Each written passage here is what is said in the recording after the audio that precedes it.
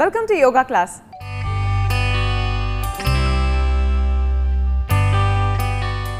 ఈరోజు యోగా క్లాస్లో కృష్ణ గారు మనకు ఏ ఆసనాన్ని నేర్పించబోతున్నారో చూద్దాం.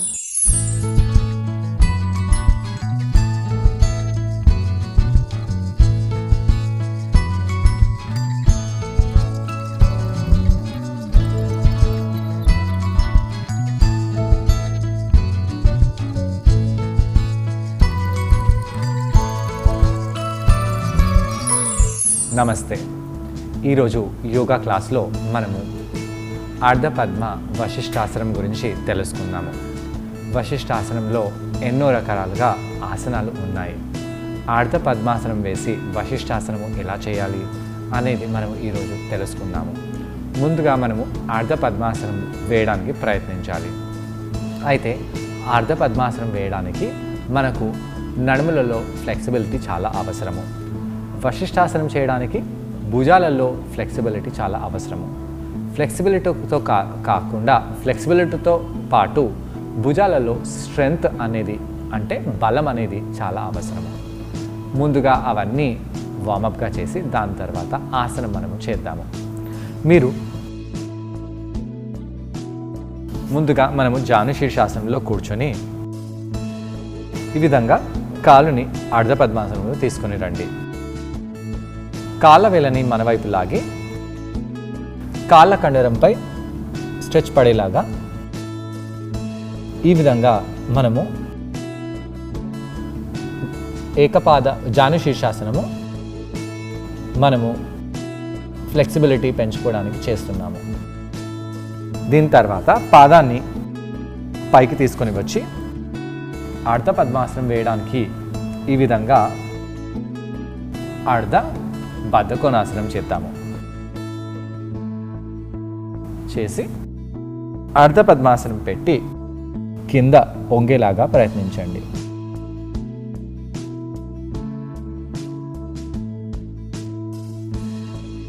పైకి వచ్చేసి ఎడమ కాల్ని ఫోల్డ్ చేసి ఎడమ పాదాన్ని జాను శీర్షాసనంలో పెట్టి ముందుకి వంగుతాము.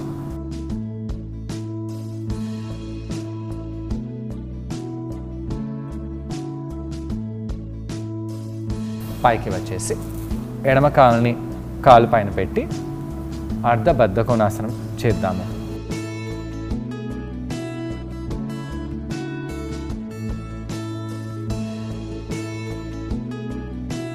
దాని తర్వాత పాదాన్ని పద్మాసనం లాగా తీసుకుని వచ్చి కింద ఫోల్డ్ అవ్వాలి.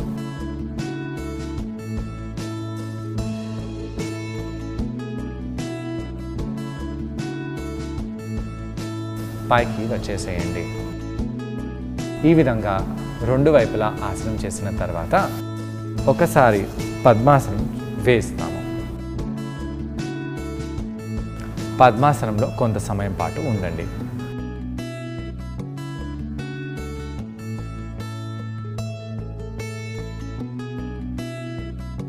పద్మాసనంలో కూర్చున్నప్పుడు మనము ధ్యానంలో వెళ్ళడానికి చాలా ఈజీగా ఉంటుంది. ఈ విధంగా పద్మాసనంలో కొంత సమయం ఉన్న తర్వాత కాళ్ళని మార్చి పద్మాసనం చేద్దాము. ఒకవైపు కష్టంగా ఉండి ఇంకోవైపు ఈజీగా ఉంటుంది. ఇలా చేసిన తర్వాత మనము ప్లాంక్లో వెళ్తాము. చేతుల వేళ్ళని దూరంగా చేసి మోచేతులని బెండ్ చేసి కాళ్ళ వేలపై వచ్చేసి ఇలా ముందుకి వెనకాలకి వెళ్ళండి.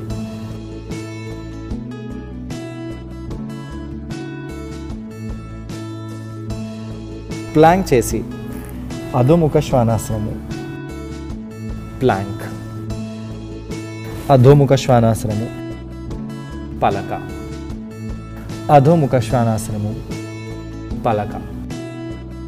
ఈ విధంగా కొన్నిసార్లు చేసి మోకాళ్ళు కింద పెట్టి ఈ విధంగా భుజాలని కుడి ఎడమ వైపు చేస్తూ మోచేతులని కొద్దిగా బెండ్ చేయాలి. అదేవిధంగా చేతులని గుండ్రంగా చేస్తూ గోళాకారంలో తిప్పి చేతులపై ప్రెషర్ పడేలాగా చూసుకోవాలి. దీని తర్వాత అర్ధ వశిష్టాసనము. ఎడమ కాలుని ఈ విధంగా తీసుకొని వచ్చి కుడి కాలి మడమపై ఉంటూ చేయిని పైకి చేయండి. ఇది అర్ధ వశిష్టాసనము. చేయిని కింద పెట్టి ఇలా విన్యాస తీసుకొని రెండో వైపు కూడా వశిష్టాసనం చేయండి.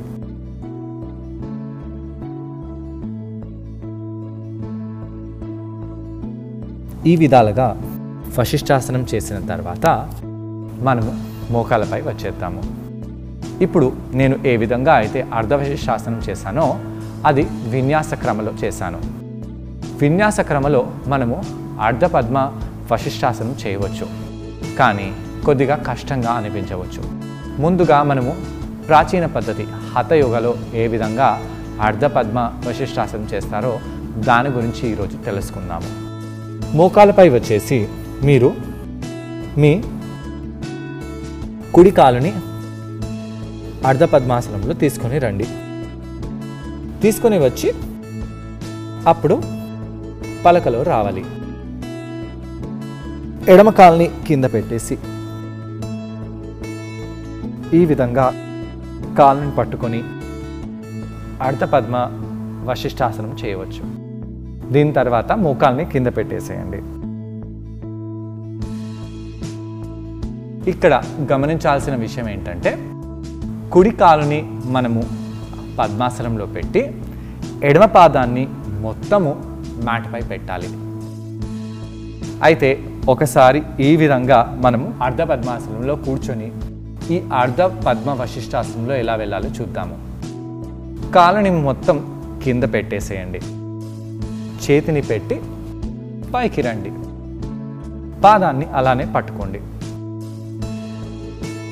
చేయిని కింద పెట్టేసి కుడి కాలుని వెనకాల తీసుకెళ్ళండి.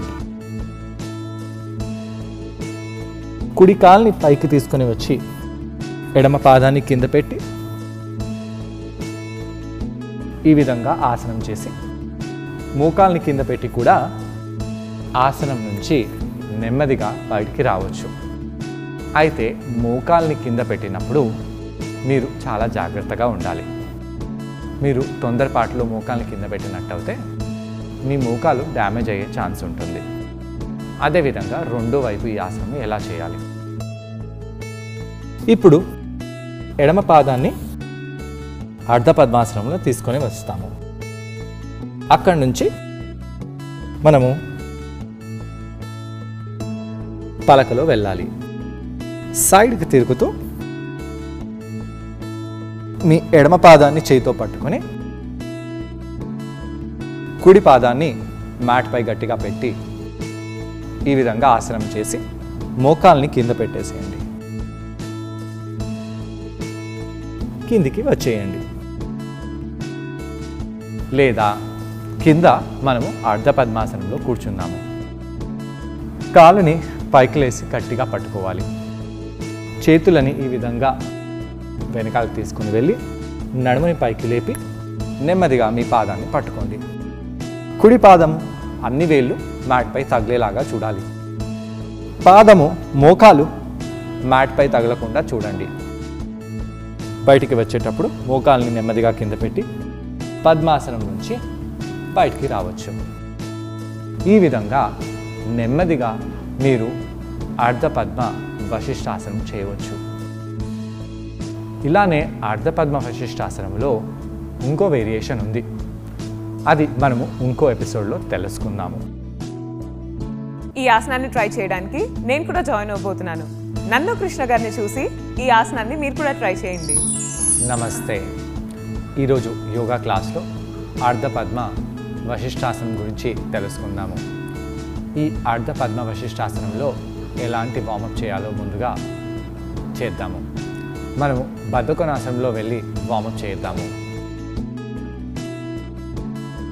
మోకాలని పైకి కిందికి చేస్తూ అర్ధ పద్మాసనము చేయడానికి, పూర్ణ పద్మాసనం చేయడానికి ఈ బద్ధకోణాసనం చాలా పనికొస్తుంది.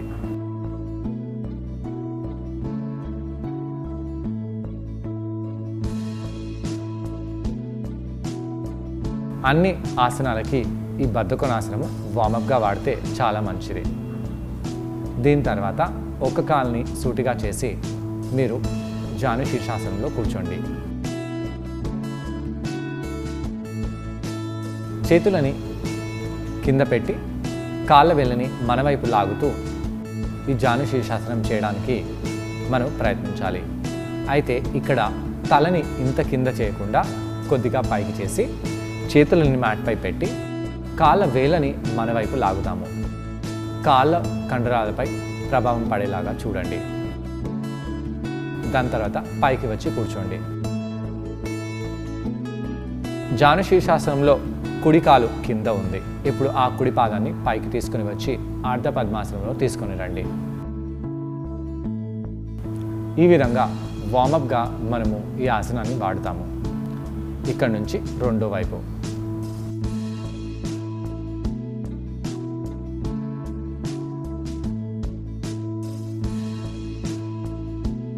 దాని తర్వాత పాదాన్ని పైన పెట్టి పద్మాసనంలో తీసుకెళ్ళండి. ఫార్వర్డ్ బెండ్ అవ్వండి. కాళ్ళ వేళ్ళని మన వైపు లాగాలి. కాళ్ళ వెనకాల భాగంలో స్ట్రెచ్ పడేలాగా చూడండి. దీని తర్వాత మనము మోకాలపై వచ్చేసేయండి.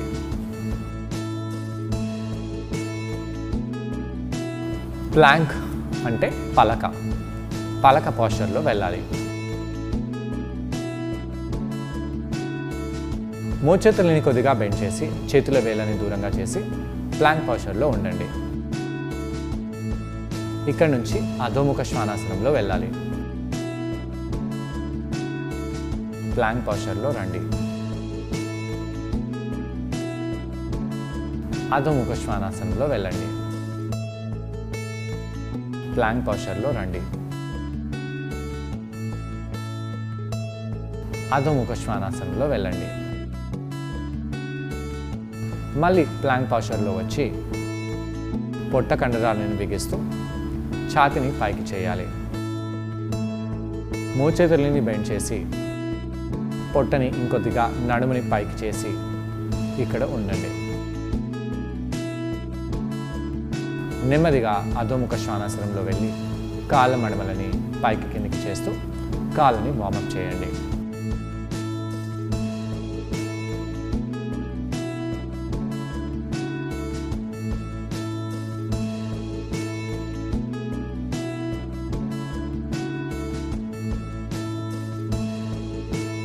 దీని తర్వాత మనం ప్లాంక్ పోస్చర్లో రావాలి. కుడి కాల్ని ఈ విధంగా కుడివైపు తీసుకొని రండి. కుడి కాల్ని కుడివైపు చేసి చేయిని పైకి లేపి అర్ధవశిష్టాసనం చేద్దాము. ఇక్కడ కొంత సమయం పాటు ఉండి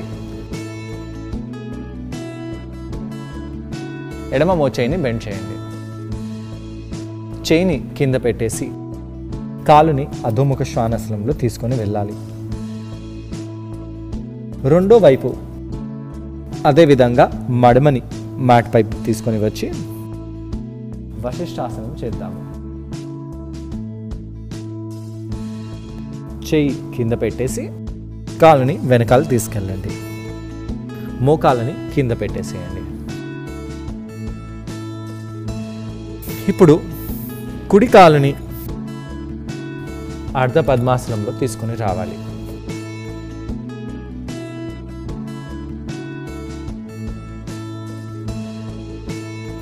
ఈ విధంగా సైడ్ వైపు తిరుగుదాము.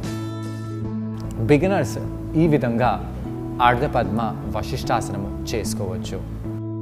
ఒకవేళ మీతో అయితే మోకాల్ని కూడా పైకి లేపి ఈ విధంగా పూర్తిగా అర్ధ పద్మ వశిష్టాసనము చేసుకోవచ్చు. దాని తర్వాత కిందికి వచ్చి కూర్చోండి. ఇప్పుడు రెండో వైపు ఈ విధంగా మీరు ప్లాంక్లో వెళ్ళాలి. ఇప్పుడు మళ్ళీ కుడివైపు తిరిగి మీ కుడి కాలుని పద్మాసనంలో తీసుకొని రండి. పద్మాసనంలో తీసుకొని రాలేకపోతే మోకాలుని మ్యాట్పై పెట్టవచ్చు.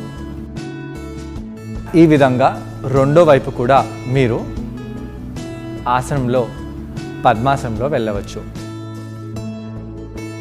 వీలవుతే మోకాలని పైకి లేపి పూర్తి విధంగా ఈ వశిష్ఠాసనము కాలుని పట్టుకొని చేయండి. ఈరోజు మీరు చేతిని ఈ విధంగా పైకి చేసి చేయకండి, కాలుని పట్టుకొని మాత్రము చేయండి. ఈ విధంగా చేతిని పైకి చేసి చేయకండి. దాని తర్వాత నెమ్మదిగా కింద కూర్చోవాలి.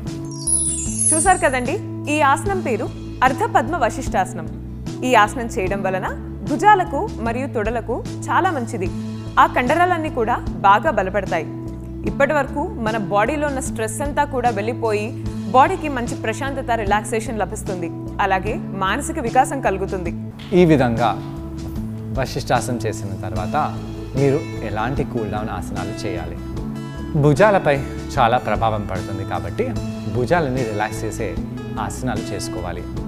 మీరు చేతులని ఈ విధంగా వెనకాలకి తీసుకొని వెళ్ళి ఫార్వర్డ్ బెండ్లో బెండ్ అవ్వచ్చు.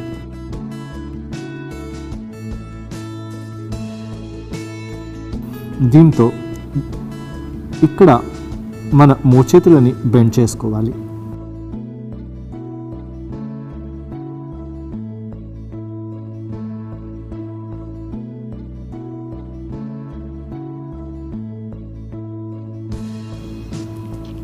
దీంతో భుజాలపై చేతులపై పడిన స్ట్రెచ్ కొద్దిగా తగ్గుతుంది.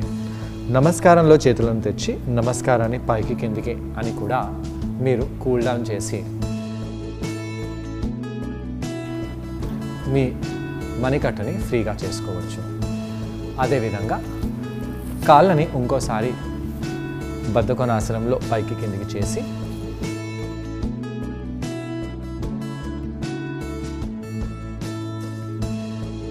మోకాళ్ళని దగ్గరగా తెచ్చి కుడి ఎడమ వైపులా తీసుకెళ్ళండి. దీంతో కూడా మీ కాళ్ళ కండరాలు ఫ్రీగా అవుతాయి. ఈ విధంగా కూల్ డౌన్ చేసి మీరు రిలాక్స్ అయిపోవచ్చు. ఇలా కౌంటర్ చేయడం వలన భుజాలు మరియు తొడల్లో ఉన్న మజిల్స్ అన్ని కూడా బాగా స్ట్రెచ్ అయి రిలాక్స్ అయిపోతాయి. ఈ రోజు యోగా క్లాస్లో కృష్ణ గారిని మనం అడగబోయే క్వశ్చన్ ఏంటంటే, ఈ ఆసనం చేసేటప్పుడు మనం పాటించవలసిన జాగ్రత్తలు ఏంటి? ఈ ప్రశ్నకు సమాధానం కృష్ణ గారిని అడిగి తెలుసుకుందాం. ఈ అర్ధ పద్మ వశిష్ఠాసనం చేసేటప్పుడు ఎలాంటి జాగ్రత్తలు తీసుకోవాలి? ఈ ఆసనం చేసేటప్పుడు చేతుల వేళ్ళపై మన శరీర భారం ఉంటుంది కాబట్టి చేతుల వేళ్ళని కంప్లీట్గా స్ప్రెడ్ చేయాలి. అలానే కాకుండా బ్యాలెన్స్ తప్పిపోకుండా చూడాలి. బ్యాలెన్స్ తప్పిపోయి మీరు కింద పడినట్టు అయితే మీకు దెబ్బలు తగులుతాయి. అందు గురించి చాలా జాగ్రత్తగా ఈ ఆసనం చేయండి. మోకాలుపై అస్సలు కింద పడకూడదు. మోకాలుపై ఒకవేళ మీరు కింద పడినట్టు అయితే మోకాలు డ్యామేజ్ అయ్యే ఛాన్సెస్ ఉంటాయి. అందు గురించి చాలా జాగ్రత్తలు తీసుకుంటూ ఈ ఆసనం చేయాలి. ఏ కాలు అయితే మనం పద్మాసనంలో తీసుకుంటామో ఆ కాలుని మీ చేతితో పట్టుకోవాలి, అంటే ఆపోజిట్ చేతితో పట్టుకోవాలి.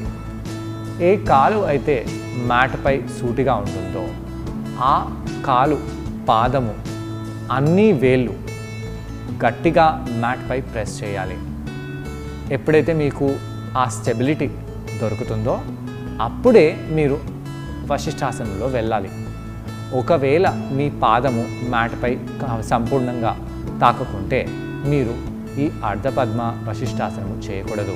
కింద పడిపోయి దెబ్బలు తగిలే ఛాన్సెస్ చాలా ఉంటాయి కాబట్టి అలా కాలుని సగం మ్యాట్పై పెట్టి ఆసనం చేయకండి. చూసారు కదండి, ఇవాల్టి యోగా క్లాస్లో అర్ధపద్మ వశిష్ఠాసనం, ఈ ఆసనాన్ని మీరు కూడా ట్రై చేసి దీనివల్ల వచ్చే బెనిఫిట్స్ని మీరు కూడా పొందండి. తిరిగి రేపటి యోగా క్లాస్లో మరొక ఆసనంతో మరికొన్ని బెనిఫిట్స్తో మళ్ళీ కలుసుకుందాం. అంతవరకు stay fit and be healthy. Bye.